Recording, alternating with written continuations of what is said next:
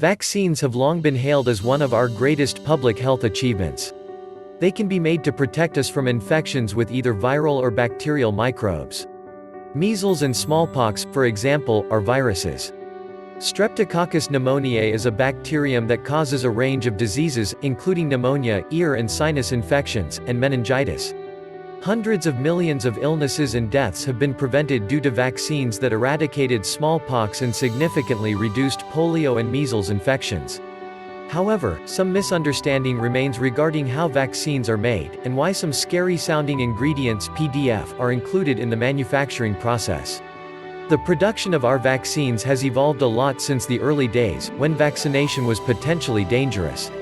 Inoculating an individual with ground-up smallpox scabs usually led to a mild infection, called variolation, and protected them from acquiring the disease the regular way, via the air. But there was always a chance the infection could still be severe. When Edward Jenner introduced the first true vaccination with cowpox, protection from smallpox became safer, but there were still issues. The smallpox material could be contaminated with other germs, and sometimes was transmitted from one vaccinated person to another, leading to the inadvertent spread of blood-borne pathogens. We've come far in the last 200 years. There are different kinds of vaccines, and each requires different processes to move from the laboratory to your physician's office. The key to all of them is production of one or more antigens, the portion of the microbe that triggers a host immune response. Live attenuated vaccines and dead, inactivated vaccines. There are several methods to produce antigens. One common technique is to grow a virus in a cell culture. Typically grown in large vats called bioreactors, living cells are inoculated with a virus and placed in a liquid growth medium that contains nutrients, proteins, amino acids, carbohydrates, essential minerals, that help the virus grow in the cells, producing thousands of copies of itself in each infected cell. At this stage the virus is also getting its own dose of protective medicine, antibiotics like neomycin or polymyxin B, which prevent bacterial and fungal contamination that could kill the cells serving as hosts for the virus. Once a virus completes its life cycle in the host cell, the viruses are purified by separating them from the host cells and growth media, which are discarded. This is often done using several types of filters. The viruses are small and can pass through holes in the filter that trap larger host cells and cell debris. This is how live attenuated vaccines are created. These vaccines contain viruses that have been modified so that they are no longer harmful to humans. Some of them are grown for many generations in cells that aren't human, such as chicken cells, so that they have mutated to no longer cause harm to humans. Others, like the influenza nasal mist, were grown at low temperatures until they lost the ability to replicate in the warmer temperatures of the lungs. Many of these vaccines you were probably given as a child: measles, mumps, rubella, and chickenpox. Live attenuated vaccines replicate briefly in the body, triggering a strong, and long-lasting, response from your immune system. Because your immune system kicks into high gear at what it perceives to be a major threat, you need fewer doses of the vaccine for protection against these diseases. And unlike the harmful form of the virus, it is extremely unlikely, because they only replicate at low levels, that these vaccines will cause the host to develop the actual disease, or to spread it to other contacts.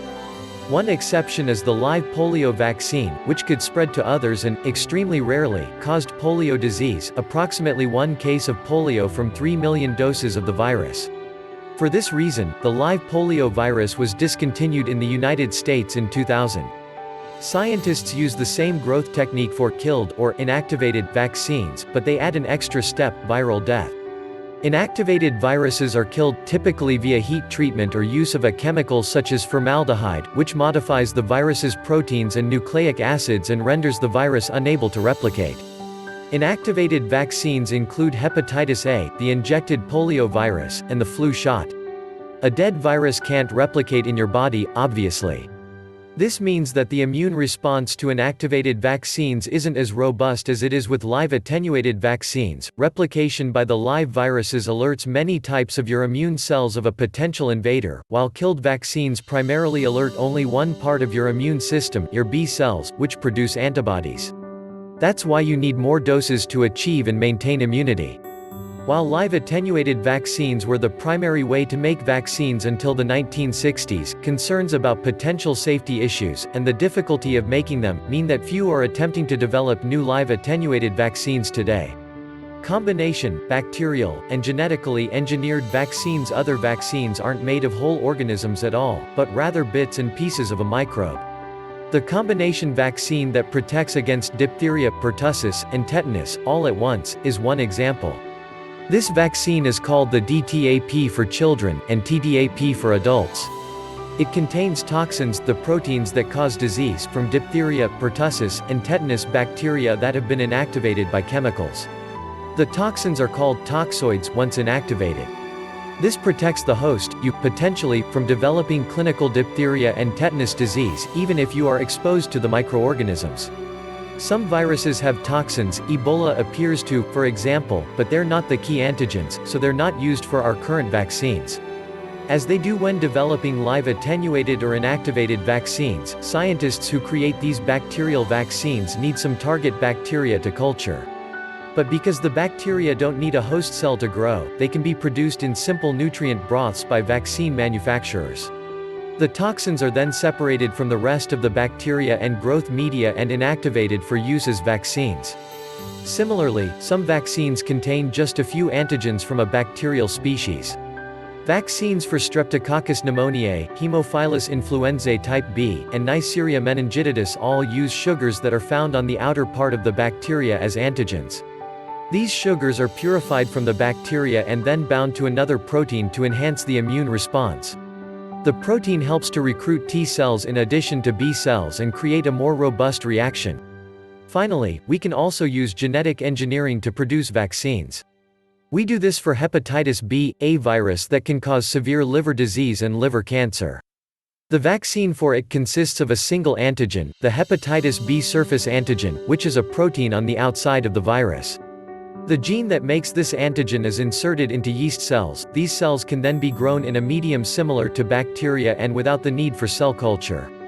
The hepatitis B surface antigen is then separated from the yeast and serves as the primary vaccine component. Other ingredients in vaccines, and why they're there, once you have the live or killed viruses, or purified antigens, sometimes chemicals need to be added to protect the vaccine or to make it work better.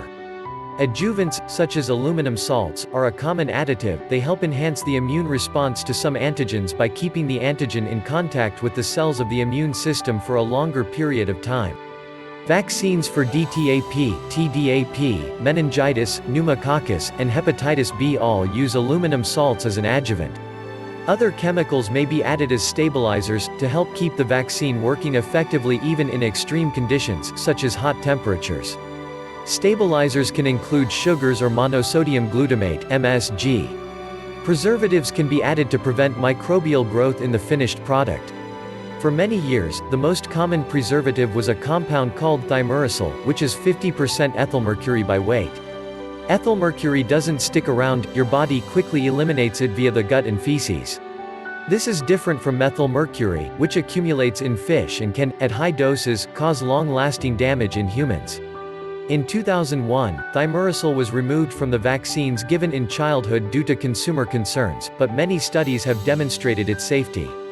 Finally, the vaccine is divided into vials for shipping to physicians, hospitals, public health departments, and some pharmacies. These can be single-dose or multi-dose vials, which can be used for multiple patients as long as they're prepared and stored away from patient treatment areas. Preservatives are important for multi-dose vials. Bacteria and fungi are very opportunistic, and multiple uses increase the potential for contamination of the vaccine. This is why thimerosal is still used in some multi-dose influenza vaccines. Though some of the vaccine ingredients sound worrisome, most of these chemicals are removed during multiple purification steps, and those that remain, such as adjuvants, are necessary for the vaccine's effectiveness, are present in very low levels, and have an excellent track record of safety.